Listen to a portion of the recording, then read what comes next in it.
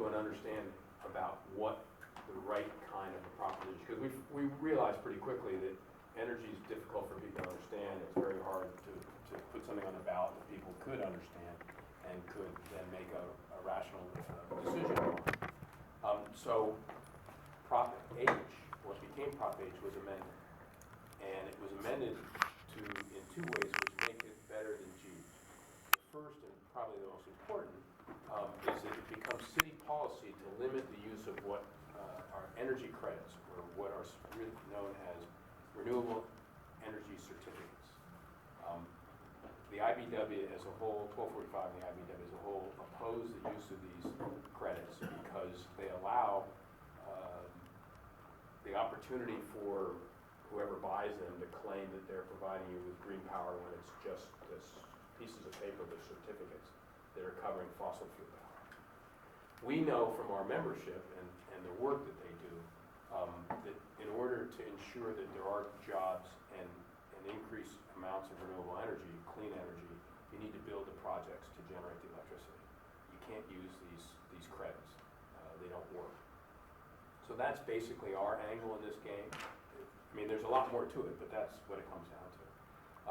What's good for the city and why it's important that now that under Prop H, it would be city policy to limit the use of these regs is because currently there's no limitation, there's no regulation or requirements on the state to limit their use. And there's an agency in Marin which covers 30% of its power with these certificates. And their electricity is dirty, their PG&E, but they advertise it as greener. And the second important element of H is that there is some disclosure requirements there. It's not as stringent as we might want, but it is an obligation on the SFPUC to disclose to customers where their electricity is coming. So if the PUC chooses to use, say, in a limited fashion, these RECs, they would tell people where it's coming from. So in those two ways, H is, and I will now pass along a little note saying, please vote yes on H. H is a better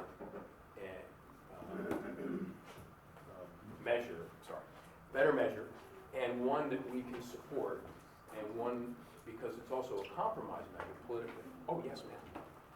Sure. Don't want to split downside anyway. And one that all of us can support.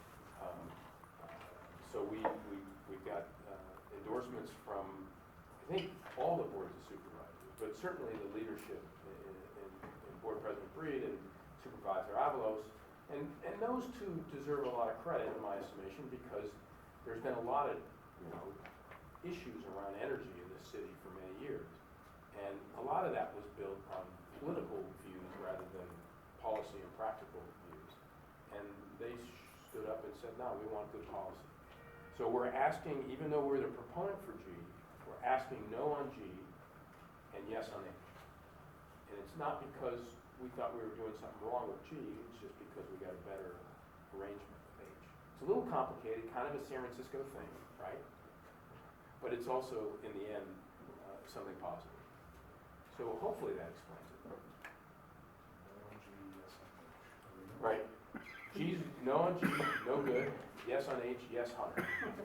So can you just withdraw G, or is it too late? No, that was, we tried to. And the answer is we can't. Could you just clarify, because I was jumping on these stuff. How does one get renewable energy? And what's the process that one gets renewable energy?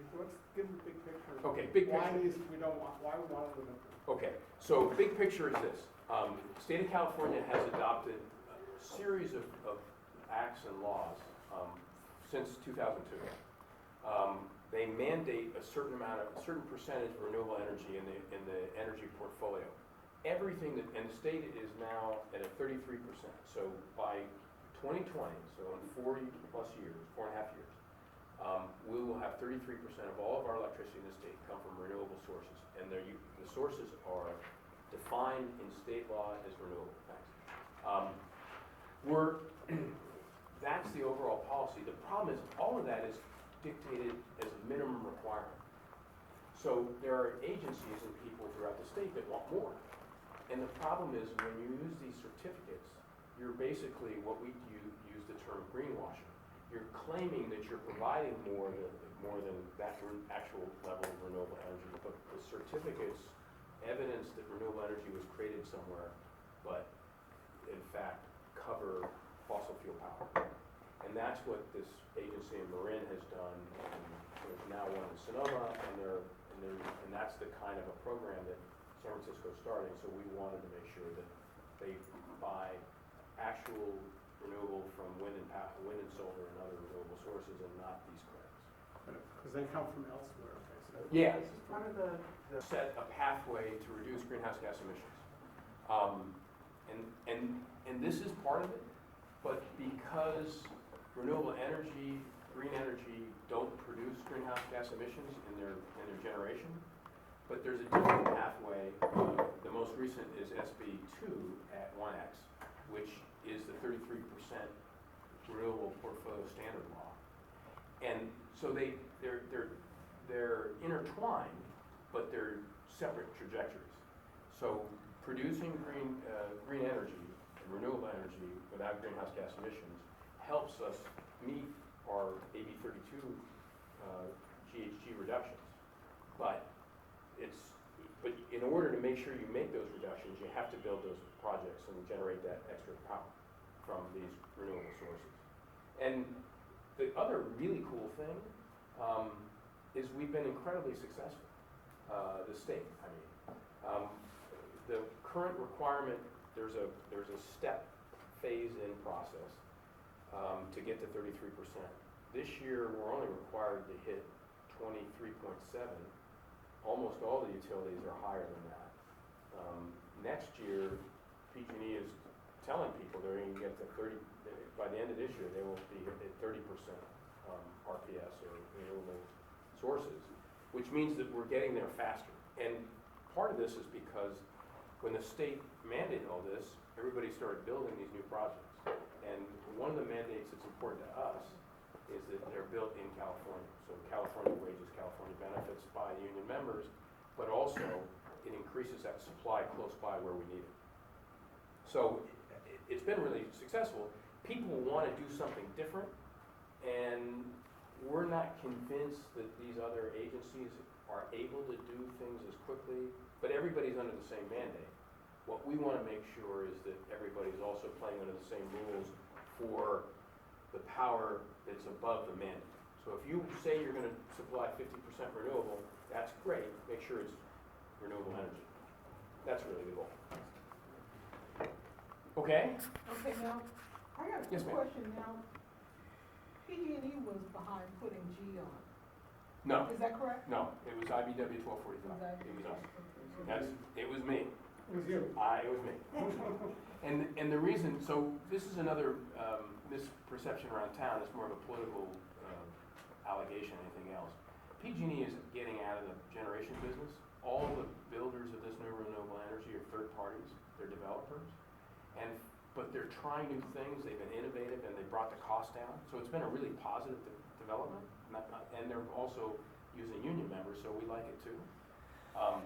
But PG&E's, their focus and their direction is now on the delivery system, both regulatory and practical. They're being told you cannot generate power. From what I understand, Mayor Lee has never been a supporter of Clean Power SF. He's done everything he could to delay its implementation. I'd like to know how these measures, both G and H, will affect the implementation of Clean Power SF. Yeah, I think the mayor and Board President Breed issued a joint press release earlier this year, January, February. They laid out 4 requirements or elements, I guess, however you want to read it, that Clean Power SF would need to have.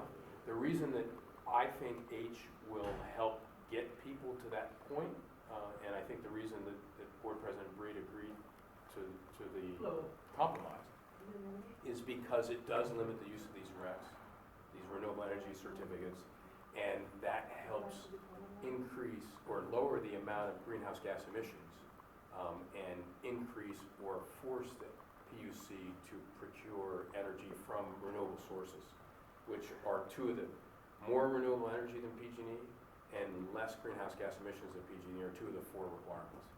So this, by limiting these certificates, you get both those things. But did you answer my question? I think by doing that, you're more likely to meet their requirements, and therefore the mayor would be more likely to support it. I think that was your question. So Hunter Stern came by earlier. I don't know if you've been working with Hunter in London, but they went through the whole thing about G and H. And Oh, London was here too? No, I mean, Oh, okay. but he had actually spoken on behalf of London and Board of Supervisors, I think, about the compromise that you guys came up with. Do you have another take on this? Oh, yeah, definitely. I mean, Hunter is with the bad guys, and he's got a very interesting twist on the take of all of this. So I think I'm sure I got the basic idea of the details he went over with you. So what I'll do is describe to you folks what's at stake and why we're here, even asking, talking about. In 7 minutes. Yeah, right. So, 2002, California passed a law, community choice. It allows you to bring all electricity customers in a city, county, or group of cities together to become builders and buyers of renewable electricity. It's the only mechanism we've got in California that allows us to build and buy renewables fast. This is a big threat to the utilities like PG&E. This is not really an IBEW measure. This is a PG&E measure, and I doubt that Hunter described it as such. Said the opposite. Say again? Said the opposite. Yeah, right. No, this is PG&E. This is the leadership of this union, not the rank and file of this union, that is totally co-opted by PG&E Corporation. So there are now 20 cities and counties going forward with these community choice programs. Ours in San Francisco is Clean Power SF. We have been, every couple of years, PG&E on the state level and on a local level attacks all these programs, tries to kill them. I and a group of a lot of other people all over the state and a coalition that I helped create in San Francisco 12 years ago have been fighting tooth and nail to keep PG&E from killing our local program and the other local programs in the state. In Marin County and Sonoma County, they already have community choice programs, and also the city of Richmond. They are giving lower rates and cleaner energy to customers, and that's why PG&E hates these things. PG&E keeps the wires, but this is competition for the actual energy, and we're going to beat PG&E hands down on that. So they put on Prop G, and what I'm sure Hunter did not explain to you about Prop G is that it plays games with how you describe clean energy, how you're able to market clean energy, so that rooftop solar panels would not be able to be called clean energy by our local community program, but PG&E would still be able to call rooftop solar panels clean energy. Same thing with the renewable energy credits that Hunter talked about. Some credits are good, some credits are bad. The point is, Prop G would have made it so that PG&E could call renewable energy credits green, but we locally could not. So this is just a brazen attempt of PG&E to undermine free market competition in the clean energy market. And so we threatened to put a measure on the ballot, which became Prop H. The original measure would have identified PG&E's 22% nuclear energy as both dirty and greenhouse gas emitting, which it is. And if anybody wants to know about that, just email me. I can get into it in depth later, but I'll be taking too much time if I try to get into that. So they saw that they did polling on that apparently. They saw that we were going to kick their butts at the ballot. And on the very last minute, on the very last day that they could do it, they said, oh, wait a minute, we want to make a deal. The deal is Prop H. And what Prop H does is it just makes it so that both PG&E and San Francisco follow state law with what you can call clean energy, so nobody's getting an advantage.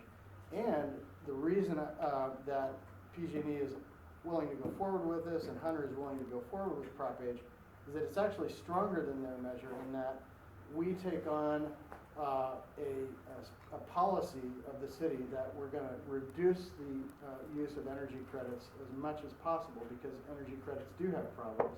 The city was always planning on doing little or no energy credits anyway. So this is much more about other cities and counties. The operatives that were putting forward Prop G said they were gonna try to do this in every county in the state. There's also a state bill that's attacking in a very similar way that I'm working on getting changed.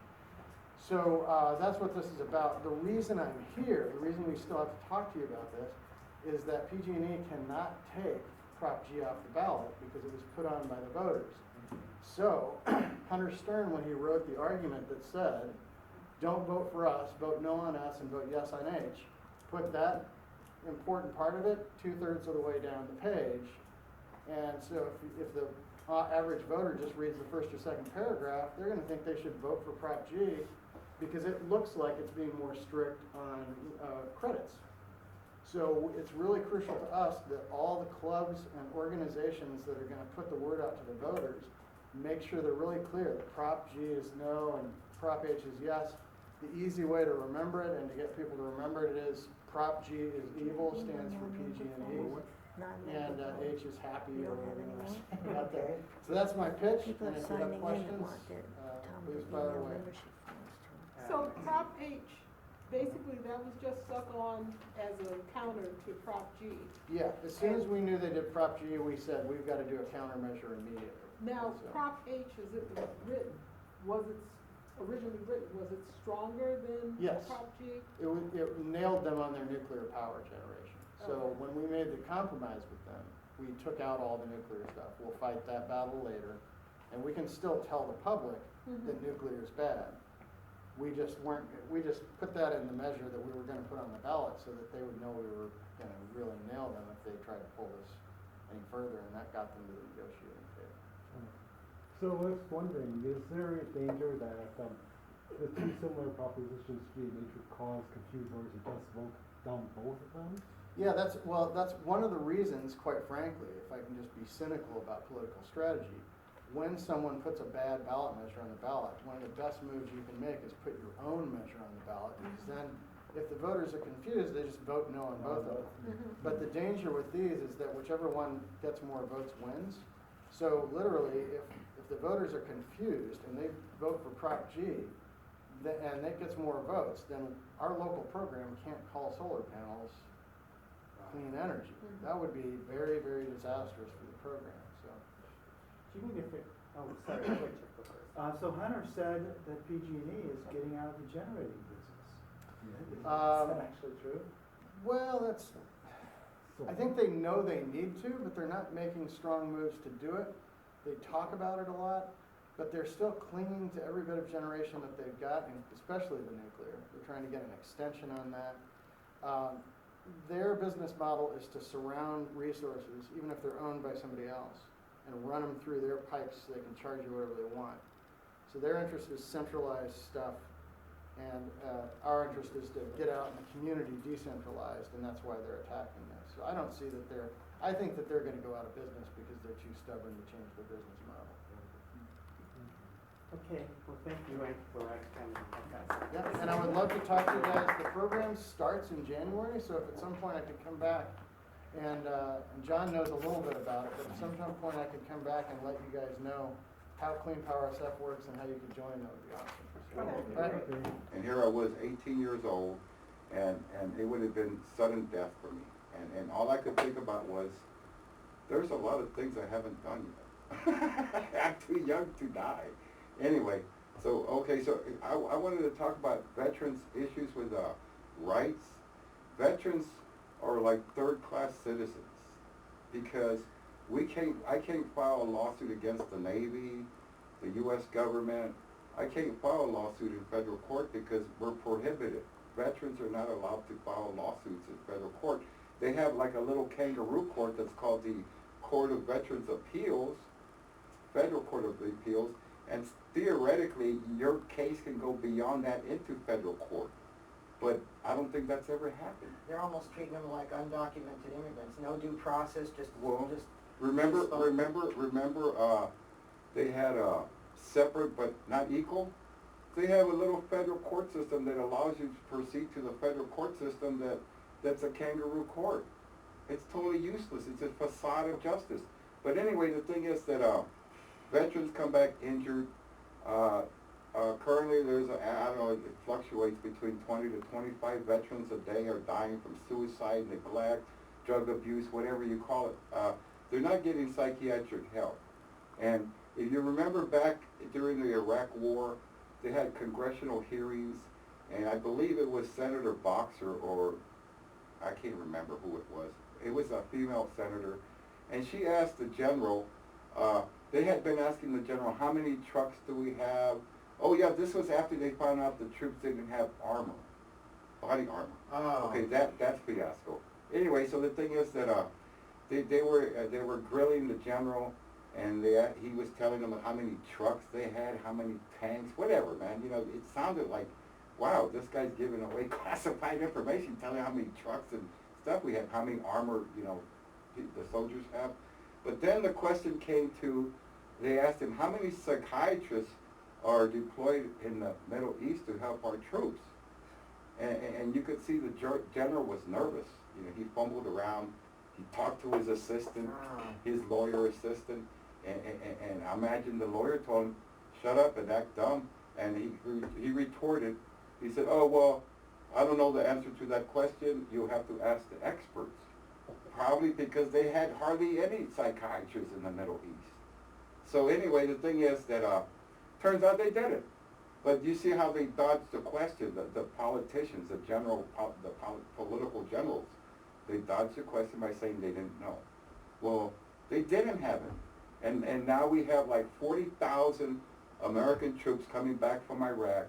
They have psychiatric disorders, they have physical disabilities, have chronic pain, whatever. They have all this stuff, problems that are ailing them.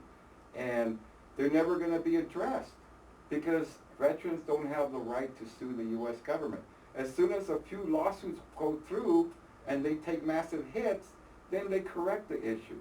Okay, I'm talking about, okay, say for instance, James Garner, back in 1950, he filed a lawsuit against the U.S., he thought he could file a lawsuit against the U.S. government because they amputated his wrong leg. He had diabetes. Well, anyway, make a long story short, it came back down, the Supreme Court said they didn't have jurisdiction, they didn't want jurisdiction, so he lost his case. So anyway, the thing is that to this day, it took them 1950 to 2014, it took them 60 years. So a few years ago, they made a policy at the VA that you have to mark the part of the body that's going to be amputated. It took 60 years. Oh, when Obama wanted to fire the administrators in Pittsburgh because they didn't do their job correctly and veterans died. They do it with animals, they use meat markers on animals. Right.